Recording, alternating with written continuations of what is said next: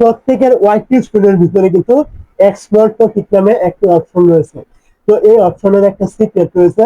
যদি আপনি এইটা সঠিকভাবে আপনার চ্যানেলে অ্যাপ্লাই করতে পারেন, তাহলে আপনার চ্যানেলকে গ্রো করার দিকে আপনি আরো এক ধাপ কিন্তু এগিয়ে থাকবেন। তো কথা বাড়াবো না, ওই সিক্রেটটি আমরা প্রত্যেকটা বিষয় এক এক করে জেনে নিব। তো আপনি কি করবেন, প্রথমে চলে আসবেন আপনার ওয়াইটি স্টুডিও থাকবে এইখানে। তো এই জায়গায় চলে আসার পর আপনি কি করবেন, এইখান থেকে দেখতে পাবেন অ্যানালিটিক্স নামে একটা অপশন কিন্তু এখানে থাকবে। আপনি কি করবেন, এইখানে ক্লিক করবেন। এইখানে ক্লিক করার পর এখান থেকে আপনি দেখতে পাবেন এই যে টেন্ট নামে একটা অপশন থাকবে। আপনি কি করবেন, এইখানে ক্লিক করবেন। এইখানে ক্লিক করার পর এইখান থেকে দেখতে পাবেন এক্সপ্লোর টপিকের নিচে এরকম একটা অপশন রয়েছে টপ সার্চ নামে। তো আপনি এইখান থেকে দেখতে পাবেন টপ সার্চের এরকম একটা ছোট্ট আইকন রয়েছে, ছোট্ট করে এরো চিহ্ন। আপনি কি করবেন, এই এরো চিহ্নতে ক্লিক করবেন।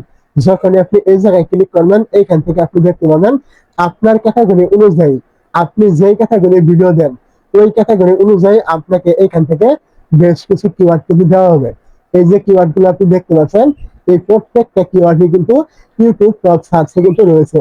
তো এখন আপনি যদি এই কিওয়ার্ড অনুযায়ী ভিডিও তৈরি করেন, অবশ্যই আপনার ভিডিওগুলো কিন্তু ইউটিউব টপ সার্চে কিন্তু র্যাঙ্ক করবে।